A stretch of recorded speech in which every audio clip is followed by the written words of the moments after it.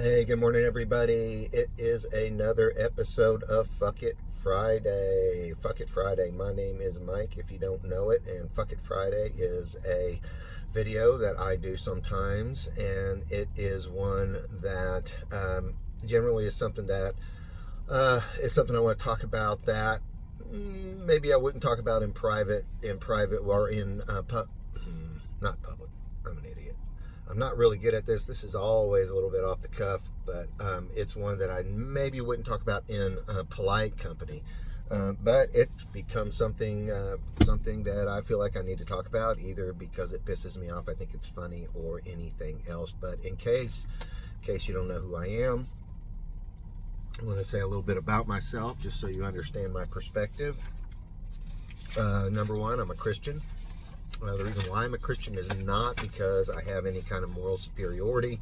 It is because I am a fuck up, and I have been a fuck up to the point that I just was in complete devastation, either because of things beyond my control, my reaction to them, or otherwise.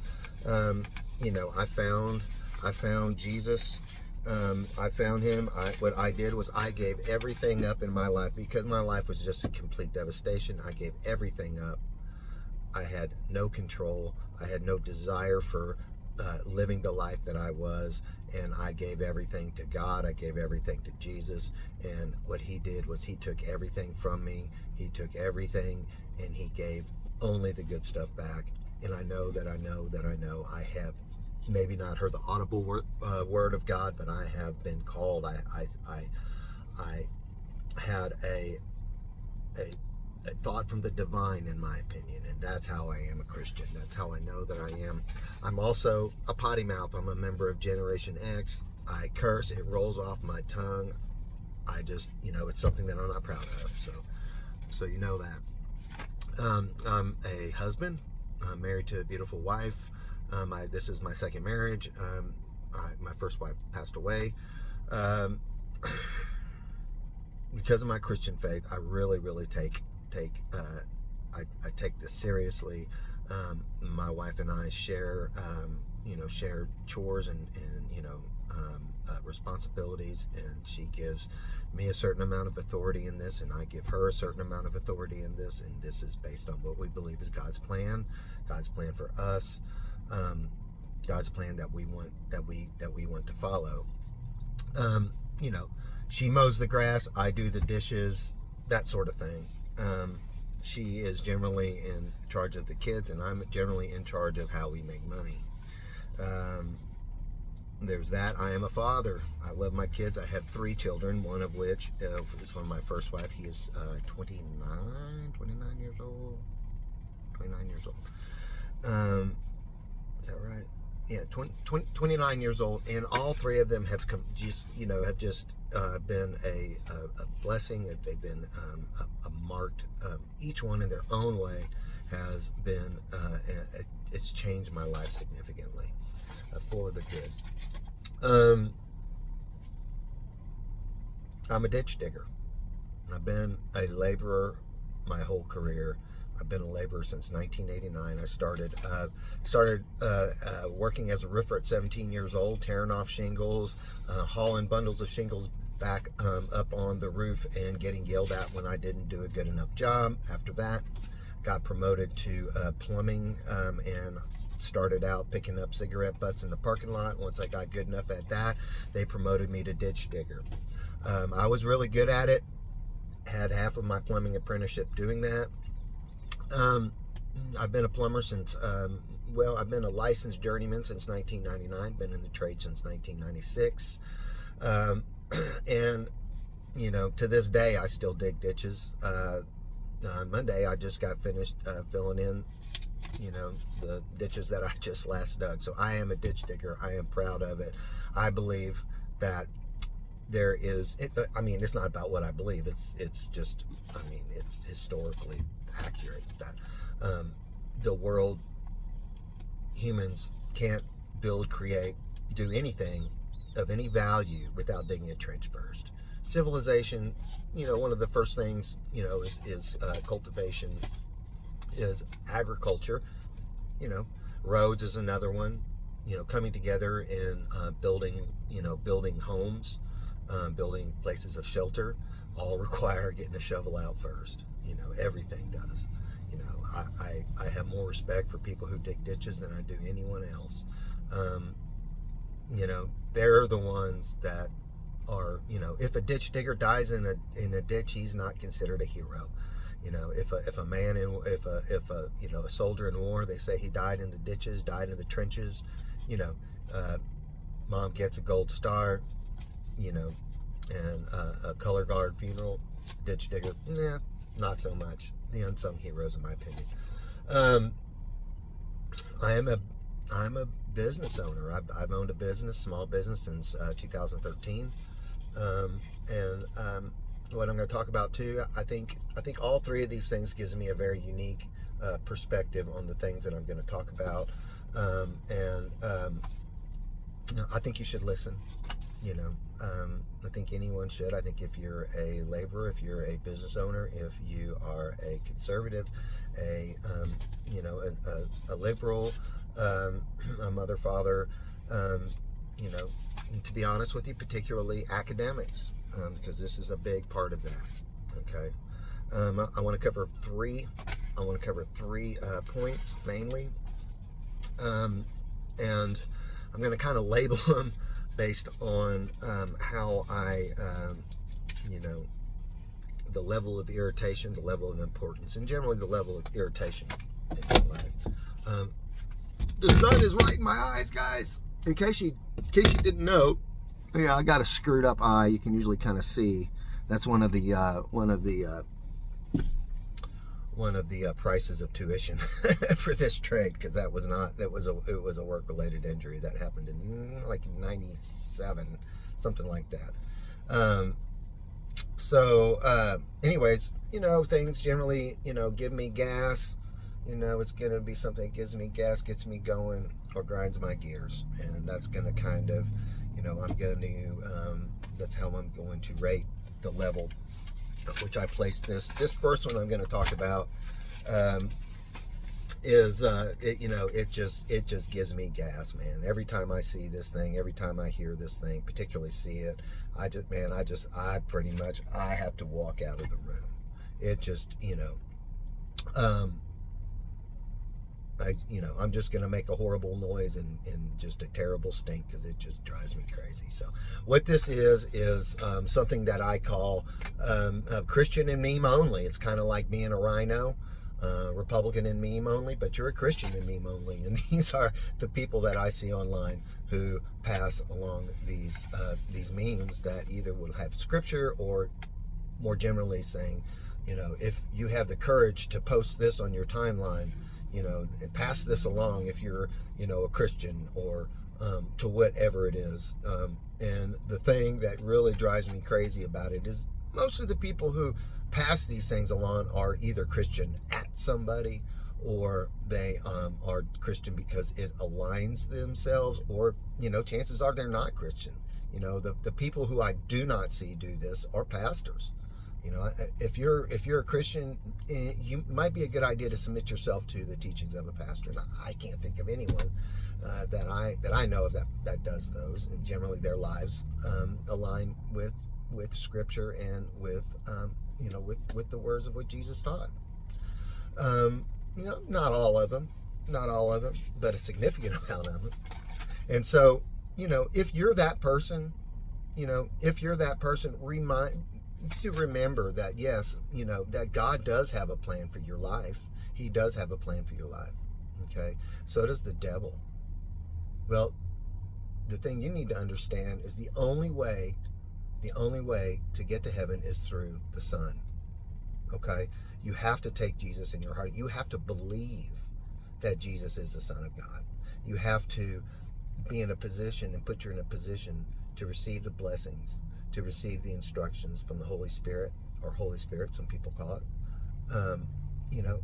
That you have the wisdom. You treat people right. And I don't see that. If that's you, really think about that. because you can live all your life and you can post as many memes as you want, and you can profess all the faith that you want. You can still end your ass up in hell. So you need to think about that. Anyways, so that's about that. Pretty short, not a whole lot in it. Next one's really what pisses me off, and it's something that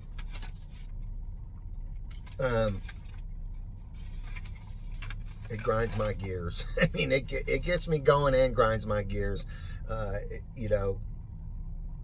It's something that I see generally in politics, and of course online, but everywhere, is name calling. And this is something that is just the most ridiculous thing, and I don't know, it just drives me up the wall. Because there's no value in it. The only thing it ever does, it never convinces anything to anybody. It only entrenches other people's beliefs. And the example is, and both sides do it, liberals and conservatives. I'll just kind of make an example of the conservative side. Maybe it's not a very strong one, but the one that I find most offensive has been one that's been perpetrated or used by academics more so than what you would even liberal, but mainly, I mean, they're generally of the liberal persuasion, but academics, people who who use their degrees or whatever, or the prominence of their degrees to legitimize their arguments. So an example of what would be maybe one that would generally be spouted by the conservative side would be, referring to a group as or a person, not by name, but say a liberal genocidal, baby killer who is protesting the Blue Lives Matter and protesting against whatever, insert description of whatever it would be. That's an example. The one that drives me up the wall is the ones that are, uttered by, this is what I've got. I've got this I would call it an argumentative essay, written by Heather Cox Richardson, who described to me, this person was described to me as a historian or to one degree or another, and it was written on Substack.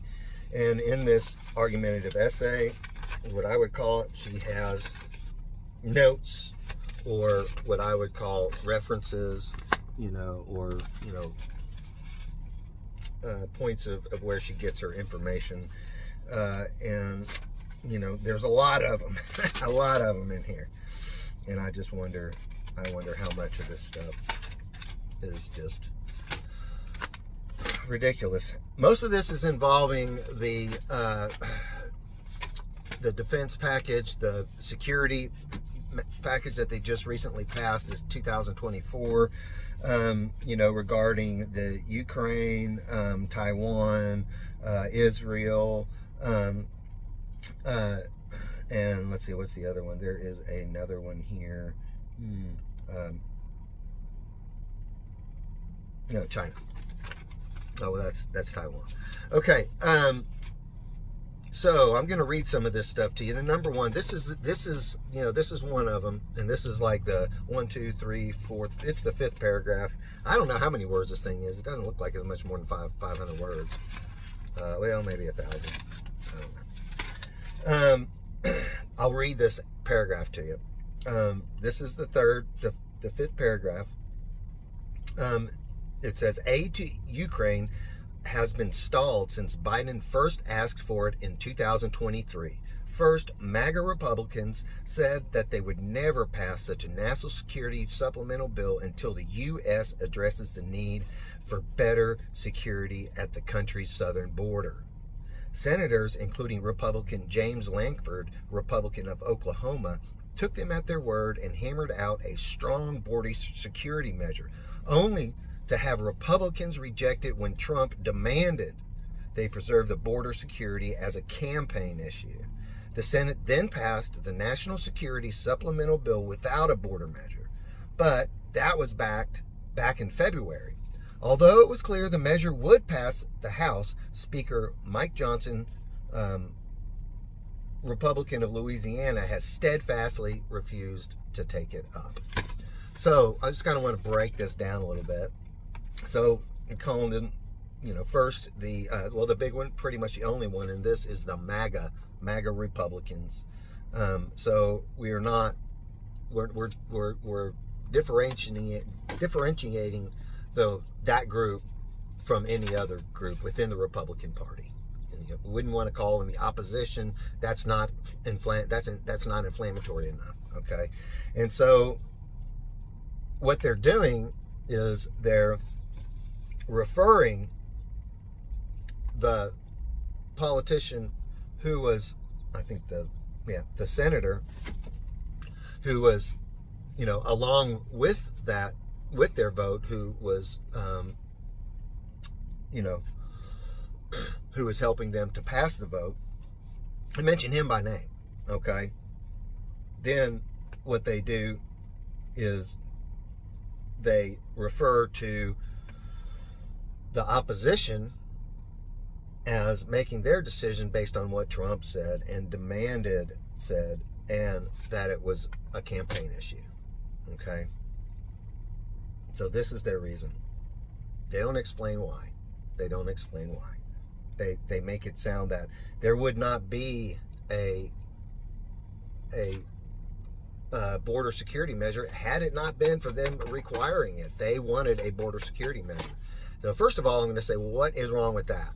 Why does that make you an extremist? Why does that make you a MAGA to want to secure the borders? If it's not valuable, what is the point in having a border? What is the point in having,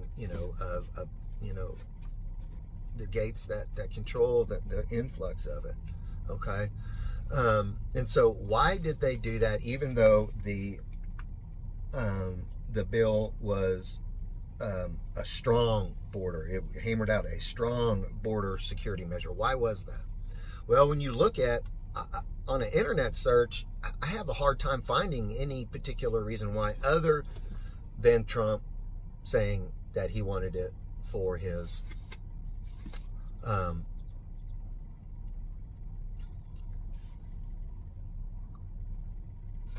campaign. Okay, if you look far enough, the reason why they didn't do it was because it was going to allow up to 5,000 immigrants crossing a day before they closed down the borders. And the biggest proponent of it was Ted Cruz. That state is who shared the border with Mexico the most. And I don't remember the math, but 5,000 times 365. I think that's a pretty good reason not to reject it. Okay, I think it's very, very. It's not. That's a pretty good reason. And I don't see that. I think that's a bunch of crap. Let's go on to the next one. Meanwhile, countries around the globe have been stepping into the breach, providing funds and weapons to Ukraine. This is passing bills that regard the funding package to help for the wars that are going on, potential wars that are going on. I mean, countries around the globe, they've been stepping into the breach, providing funds and weapons for Ukraine's war efforts, and it was faltered without U.S. war material. That's what they're wanting. They're wanting war material. Okay? And suddenly the dam has broken. The MAGA extremists who oppose aid to Ukraine expressed anger over the measure's passage. But outside of that group, there was a bipartisan relief and mutual congratulations. The chair of Foreign Affairs Committee, Representative Mike McCall, who is a representative of Texas, who has been vocal in his belief that Republicans has fallen prey to Russian propaganda. Compared today's vote to the period of World War II when British Prime Minister Neville Chamberlain to appease a dictator Adolf Hitler in 1938 by agreeing to Germany's annexation of Sudetenland, appeased dictator Adolf Hitler to Chamberlain's successor Winston Churchill fell the task of fighting World War II. Okay? So basically, what they're stating here is that because MAGA extremists expressed anger about the introduction of that bill, or the potential, and that they've fallen prey to Russian propaganda. That's the reason why. It's because of the Russians. It's because they're too stupid to, have their own opinion, that it must be given to them by the Russians. Okay? And so they're conflating that with World War II and Hitler. So Russia is going to annex, or not annex, but to invade Ukraine, and that's their bid to invade the rest of Western Europe. And if you don't agree with that, then you're essentially, siding with the Russians. Okay. This is a speech before the vote by Mike McCaul. Our adversaries are watching us here today, and history will judge us on our actions here today, McCaul said. So we deliberate on this vote. As we deliberate on this vote, you have to ask yourself, am I a Chamberlain or a Churchill?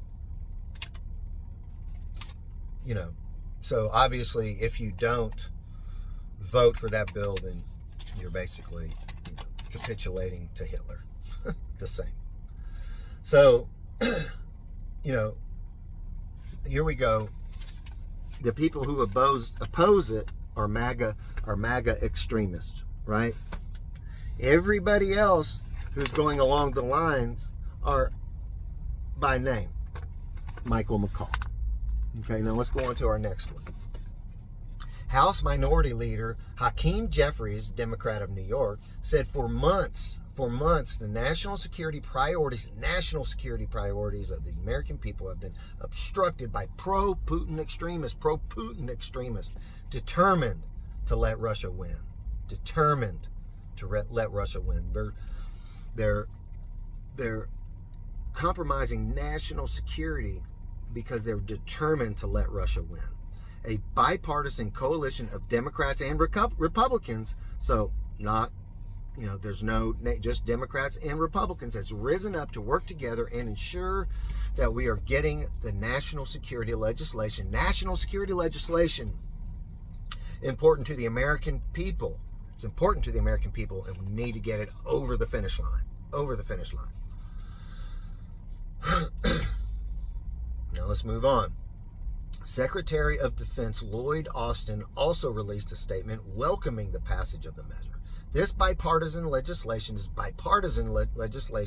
will allow the department to serve life-saving security assistance to help Ukraine defend itself. What's life-saving security assistance? I wonder what that is. Maybe military weapons or munitions from Russia's aggression. Support Israel's defense from Iran and its proxies, and increase the flow of urgently needed humanitarian aid to suffering Palestinians in Gaza. He wrote, an important investment in America's future. This is an investment in America's future. Here's another one. Okay. This is going to be kind of both. President Joe Biden said that members of both parties in the House voted to advance our national security interests and send a clear message about the power of American leadership on the world stage. At this critical inflection point, they came together to answer the call, passing urgently needed national security legislation. American national security legislation. Okay, this is important. National security legislation. And we're going to talk about this. I'm going to talk about this later on as the progresses. This is more about name calling. This isn't so much. I'm just adding this part into. I'll go back and read it. And that Joe Biden's fought for this month to secure. So Joe Biden's been trying to protect the country by trying to pass this legislation. All right, so here we go again on some name calling. The reiteration of the bipartisan nature of the vote reiteration, the bipartisan nature of the vote, suggests support for the idea that the breaking dam refers to the National Security Supplemental Bill, but also to the power of MAGA Republicans more generally. So they're basically saying because of this, the MAGA Republicans are a threat to passing laws, that's going to preserve America's freedom.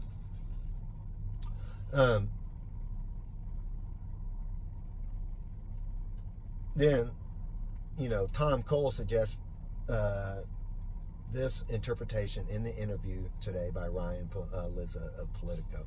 So this is Representative Tom Cole. I don't know that he's for this. I know he's pretty conservative, but he's not really. It's a balanced issue, so they're not.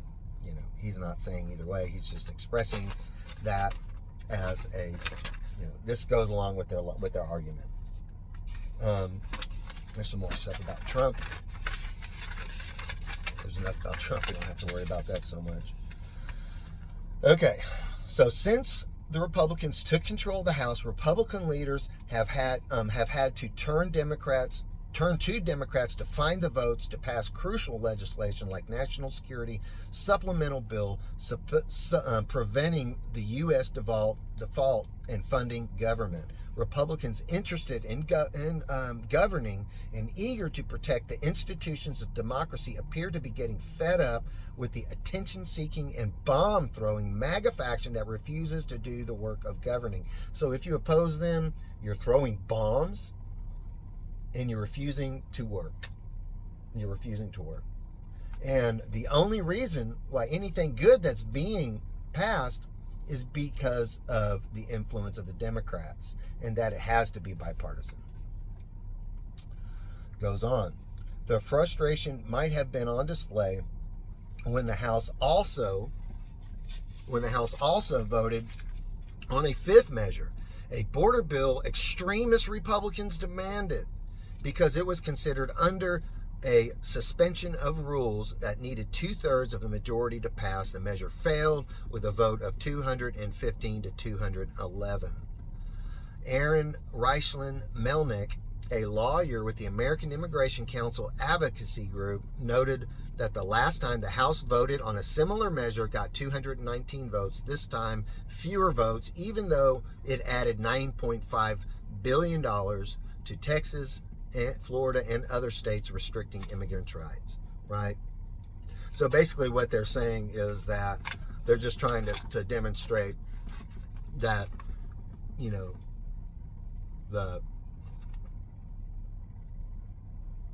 the support for this is weakening.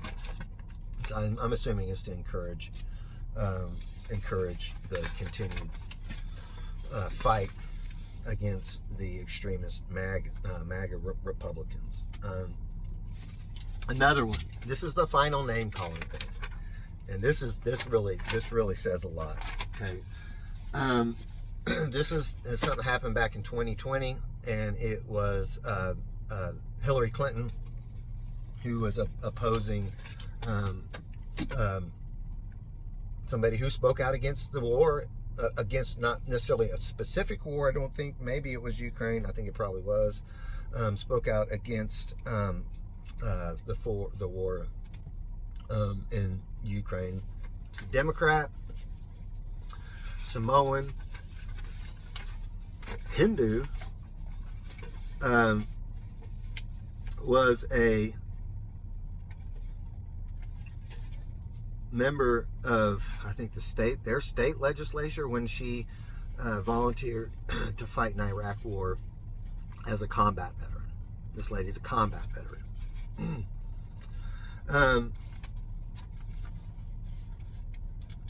She's experienced war. She's experienced a government in her state, and I believe she's also was a representative of Hawaii. So, I'll read this to you. This is from CNN. Former Democratic presidential nominee Hillary Clinton said Thursday the Russians are currently grooming a Democrat running in the presidential primary to run as a third-party candidate and champion their interests. So this is Tulsi Gabbard. that she's talking about. The comment appears to be directed at Hawaii Representative Tulsi Gabbard, who has been accused of being cozy with the Russia in the past. I'm not making any predictions, said Hillary, but I think they've got their eye on somebody who is currently in the Democratic Party and are grooming her to be the third party candidate, Clinton said, speaking on a podcast with former Obama advisor David Plouffe. She's the favorite of the Russians. So it goes on to say that Clinton never names Gabbard. She never names her, but there are only 5 women running for president. Gabbard, California Senator Kamala Harris, Massachusetts Senator Elizabeth Warren, Minnesota Senator Amy Klobuchar, I don't know, and author Marianne Williamson. And none of the other women have been accused of being boosted by Russia. Okay? She didn't provide any proof. She just said it. Okay? So there's that.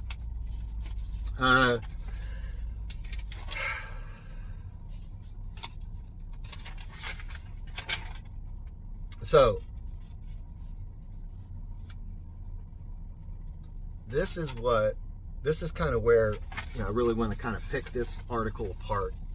So they're conflating. Everybody loves that word, conflating.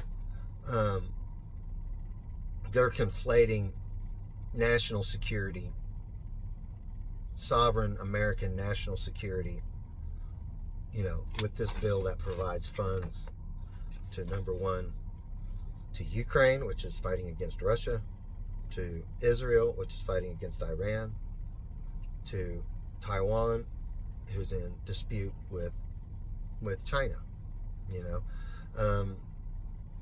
Russia's saying that Ukraine, is part of a territory that's being advanced by NATO. Iran, I'm not even going to say about Iran's a nasty, nothing. I mean, Israel, in my opinion, they have every right to be doing what they're doing. I'm not even going to say that, other than, that's going to be a war between Iran. That's, they're going against Gaza and Palestine, but it's being supported by Iran. Ultimately, I believe all these others are proxies, that go along with Iran. I'm going to have to stop this because I'm going to have to go to a job. But the third one is, Taiwan was always been in dispute. Was supposed to have gone back to China, I think, I don't know, in the 90s maybe? I can't remember. So these are the things, what they're wanting us to get involved with to protect American national security. Okay? There's going to be I'm going to stitch this together with another because I'm running out of time. Taking a little bit longer than I thought. Anyways.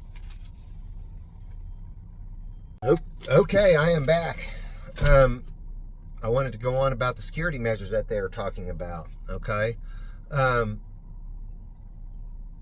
So what they're saying essentially is by passing these bills, it's important to pass these bills. Number one, for the nation to continue to govern. If you're not for them, you're also not. You're lazy and you don't want you just want to obstruct. Number two, you so much so that you don't care about the national security. We need this money to give to other countries to fight wars to protect our country.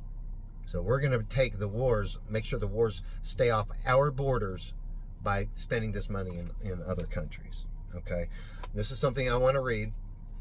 Got to start it out. President Joe Biden said that members of both parties in the House voted to advance our national security interest and send a clear message about the power of American leadership on the world stage. At this critical inflection point, they came together to answer the call to passing urgently needed security legislation. Okay? Urgently needed security legislation. So basically, we're sending money to Ukraine, to Israel, and to Taiwan to protect our national security interests. Okay? That's what we're doing. Now, what I'd like to do is read an article or a post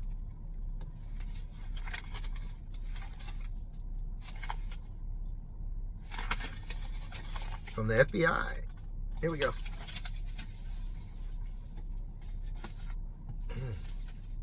Here we go. This is regarding China. This is from the FBI website. Chinese government poses a broad and unrelenting threat to the U.S. critical infrastructure, the FBI's department director says. Partnership, joint operations, and private sector vigilance can help us fight back.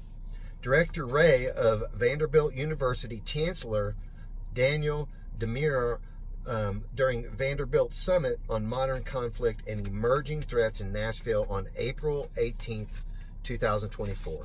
April 18th, 2024. Today's the 25th. Okay, Director Ray speaks with Vanderbilt University Chancellor Daniel, Demir, whatever, during the Vanderbilt Summit on Modern Conflict and Emerging Threats in Nashville.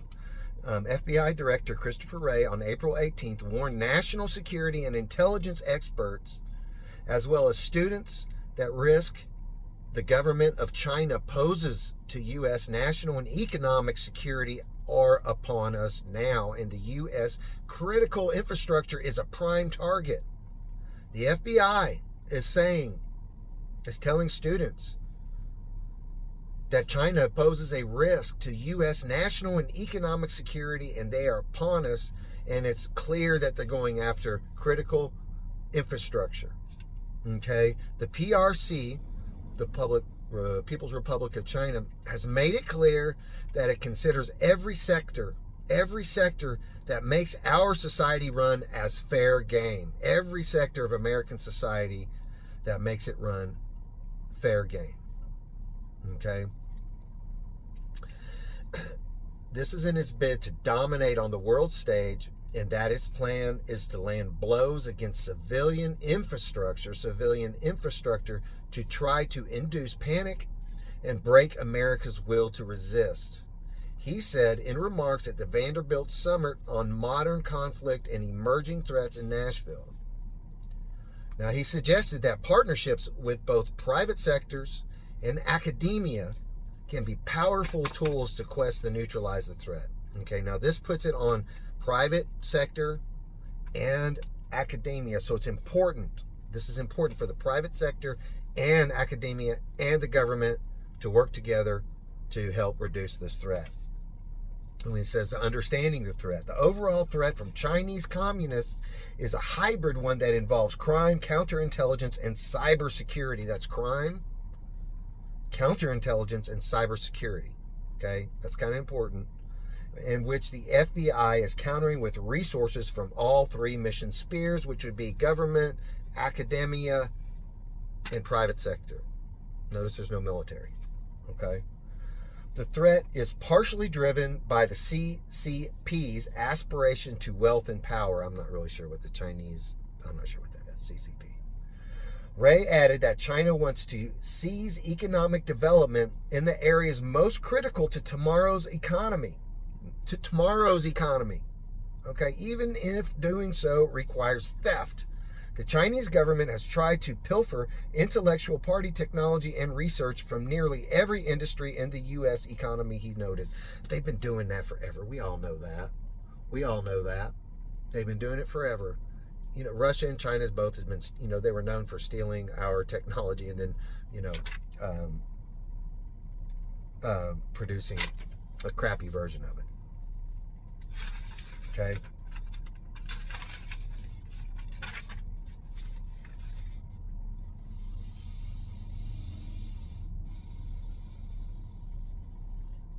It kind of goes on. But the CCP also wants to prevent the United States from being able to get in the way of a potential future crisis between China and Taiwan by 2027. So they want this within 3 years. He said Americans are starting to feel the effects of the sprint, he said, pointing to cyber intrusions and criminal activity as early deterrence efforts by the CCP. Okay? Those budgets are currently being crafted that will determine the resources the U.S. government will be available to fight back 3 years from now. The currents are being crafted to determine what resources will have available, what they will have available to them. Okay? So that means that they're trying to figure out how much money they can get to affect this and to fight against this in the next 3 years.